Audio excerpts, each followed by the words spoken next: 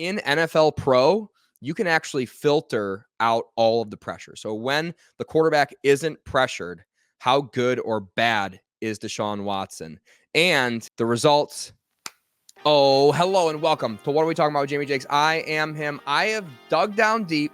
I've figured out what's wrong with Deshaun Watson and the Cleveland Browns, and I'm here to reveal the truth to you.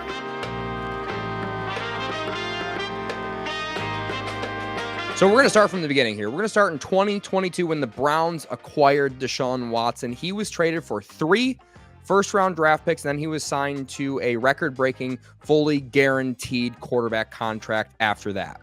Those draft picks became first-round draft pick Kenyon Green as an offensive guard, Dameon Pierce in 2022. First round in 2023 became Will freaking Anderson. Now, to be fair to the Browns, that pick probably doesn't become Will Anderson if Deshaun Watson doesn't play and ruin the whole season for the Browns. 2023 third round pick Tank Dell, absolute stud wide receiver. In 2024, their first round pick traded back, so they ended up getting a corner and a linebacker, Jamal Hill, and Kamari Lessiter. Fourth round in 2024 became Caden Bullock. And the Browns, of course, received Deshaun Watson in the 6th round pick that they used to acquire Jerry Jeudy. Which brings me to where we are right now in 2024. They shoved Baker Mayfield out the door. They basically got rid of him for nothing, and he ended up in Carolina. From Carolina, didn't go well. I wonder why. He ended up in LA with the Rams, which it actually did go pretty darn well for all things considered. From LA, he found himself in Tampa Bay, where he replaced Tom Brady. I don't know if you've ever heard of this guy, Tom Brady, and he outperformed Tom Brady in his first year, ended up winning a playoff game for his second team, joining a really elite short list of NFL quarterbacks to win playoff games for multiple teams. Baker Mayfield won a playoff game against the Pittsburgh Steelers at Pittsburgh in his time with the Cleveland Browns.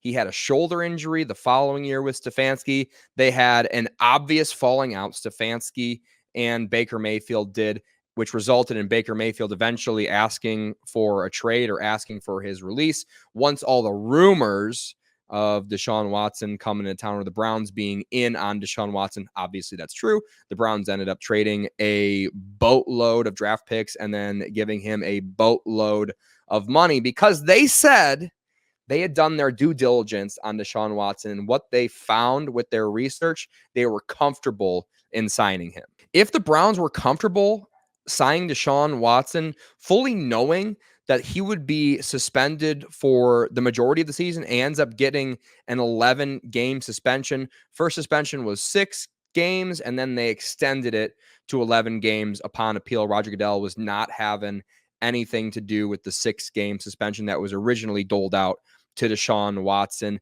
So that first year is a wash to begin with, okay? So in that first year, they had Jacoby Brissett, and Jacoby Brissett in virtually every single stat, every single metric was way better as a quarterback than Deshaun Watson. That includes pass completion. That includes yards per attempt. That's passer rating. That's QBR. Anything that you want to find that is a meaningful statistic for a quarterback, Jacoby Brissett far outplayed Deshaun Watson that year. And then you would say, wow, well, you need to get Deshaun back in. He hasn't played in over a year and a half. You need to get him back onto the field, get him back into the program so he can kind of shake that rust off. How does that work next year? Terribly. He's horrible when he's healthy. He has this weird shoulder injury. I still don't know if he was faking it. I still don't know if it was real. I don't know if he broke it originally and the Browns training staff just botched it from the beginning. I don't know if Stefanski was pressuring him like he pressured Baker Mayfield into playing through the shoulder injury. Whatever happened, Deshaun ends up going out for the season.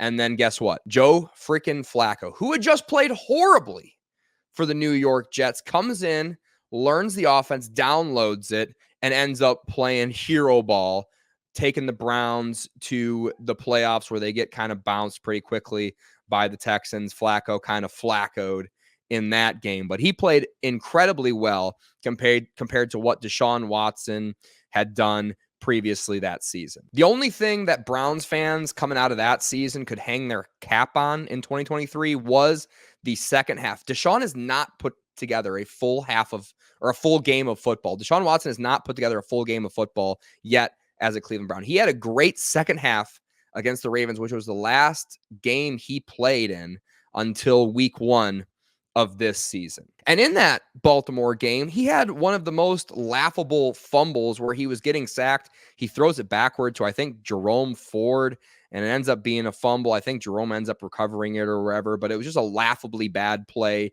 in the first half of that game where Deshaun Watson and his supporters are like, hey, this is why it's going to work out in 2024. Which brings us to 2024, the year we're living in right now, the season we're living in right now. Week 1, Deshaun plays horribly. He's the worst quarterback in the league, even worse than Bryce Young in week 1. He was just horrible. He was inaccurate. He was off schedule. He was uncomfortable, and he was getting pressured a lot by the defense of the Dallas Cowboys. Try not to overreact. Try not to read into anything into week 1. Week 2, Jacksonville Jaguars come into town.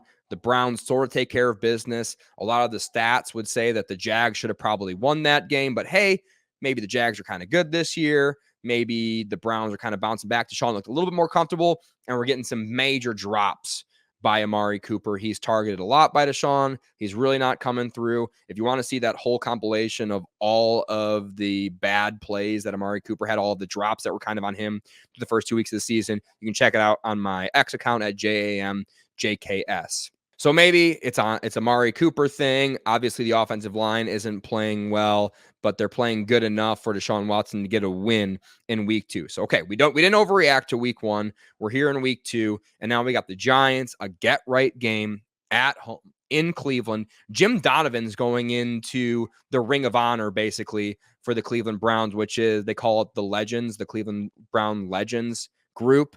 But Jim Donovan, big promo. His daughter's there, accepting everything. We're ready to roll over the Giants, and I'm actually at the stadium. I've been to Cleveland before for Steelers Week a few years back, and I had never heard the stadium that loud before as it was on defense. The Browns fans came out and supported. They kind of had a belief that this is when we were going to turn around. This is when Deshaun was going to have their big bounce back game, and he lays the egg of all eggs after getting a turnover on the first play, second play of the game.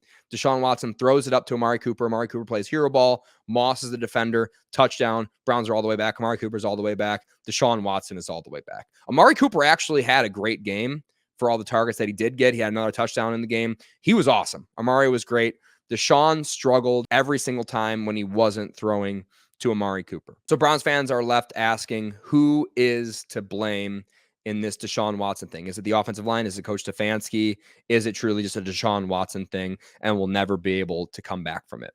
So I was at the game, so I saw it in person, but I wanted to dig into the all 22, and I did. And what I saw was 3 major things. And I also have a full video breakdown of this in my short section on this channel that you can check out, also my X at JMJKS. What I saw was, number 1, offensive line without Callahan is just lost at this point. I get it. We've had injuries, but last year when Joe Flacco was the damn quarterback, it was pretty much just Joel Bitonio and a bunch of guys from our practice squad. Joe's not mobile. He got rid of the ball on time. With Coach Stefanski running the offense, he wasn't calling the plays this year. He is back to calling plays this year, which is, I think, the second issue is Stefanski.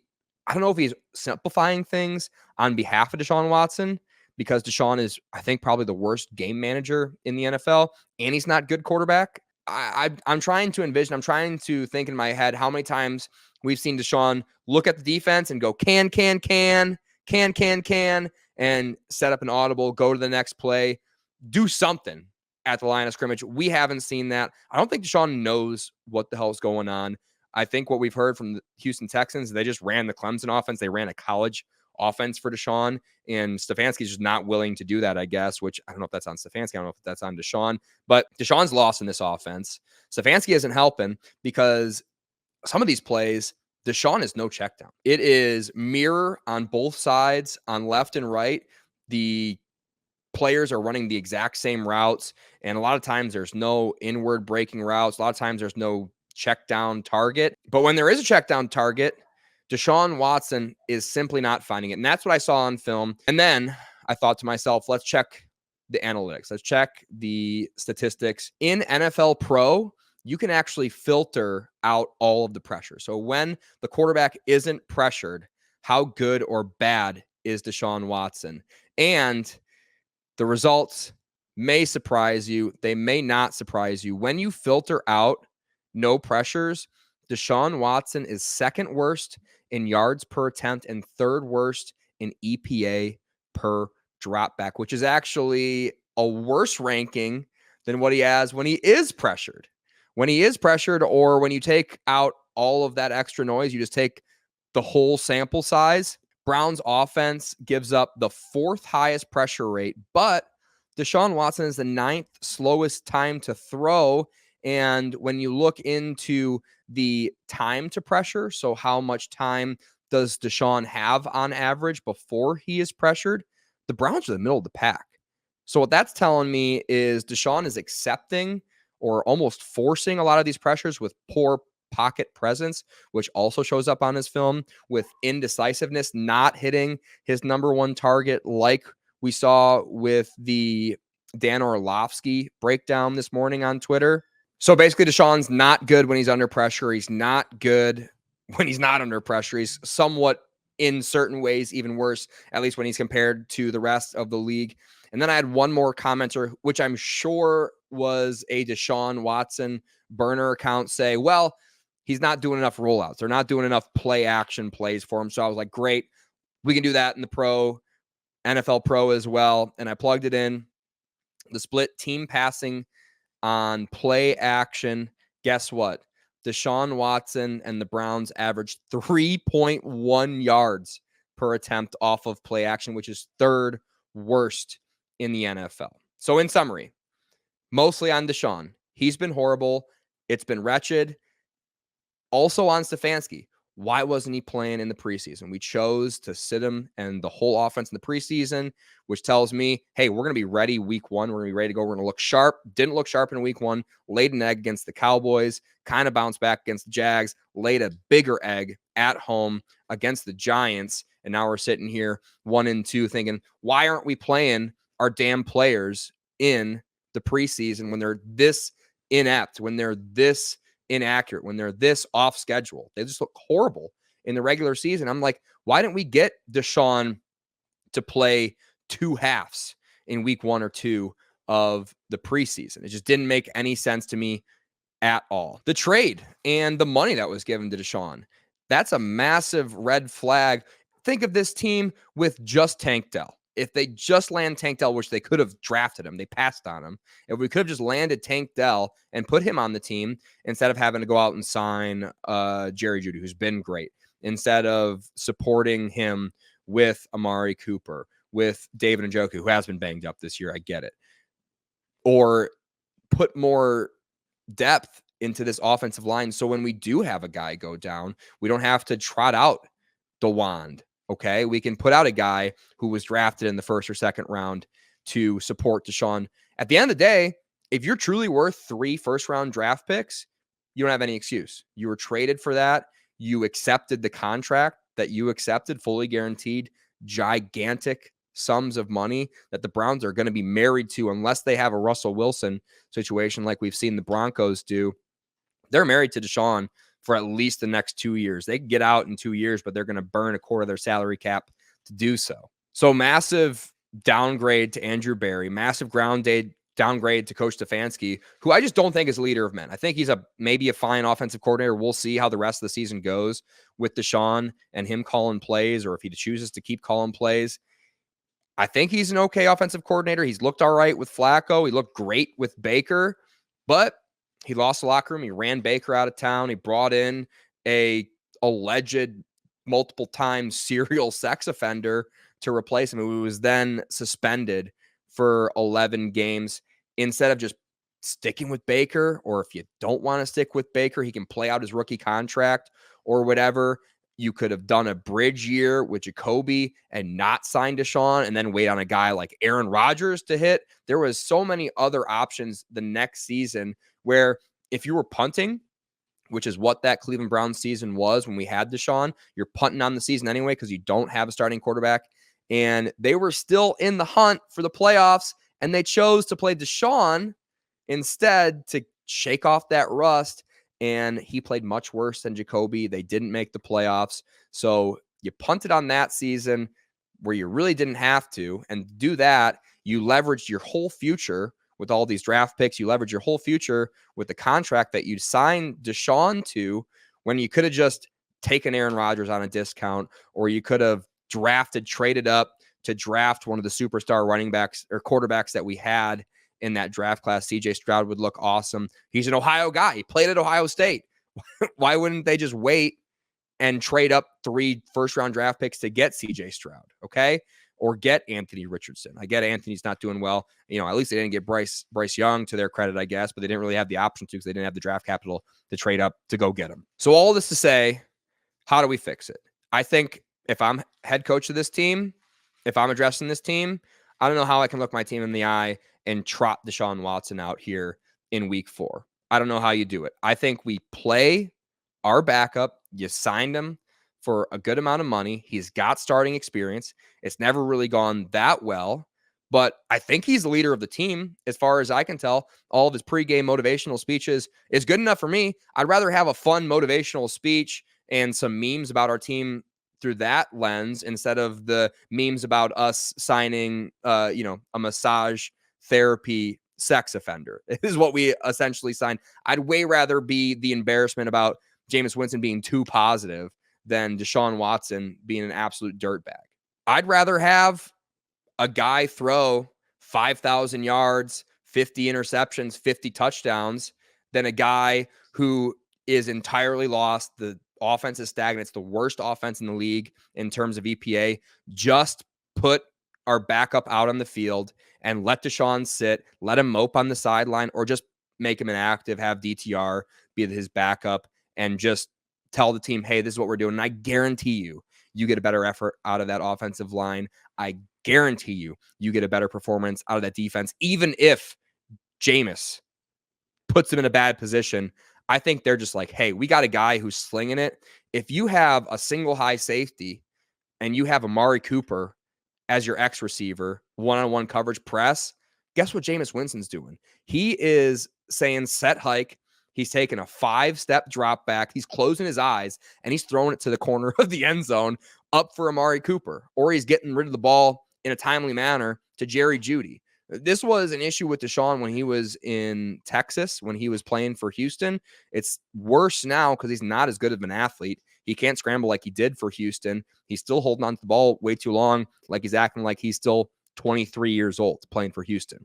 As for Stefanski, if we don't make this decision right now and move on from Deshaun Watson and start somebody else, I can't assess Stefanski as a head coach. So I only have one option, but to assume he's a bad leader of men. He makes bad decisions when it comes down to who we're starting and who we're sitting, and he can't get everything out of his current starting quarterback.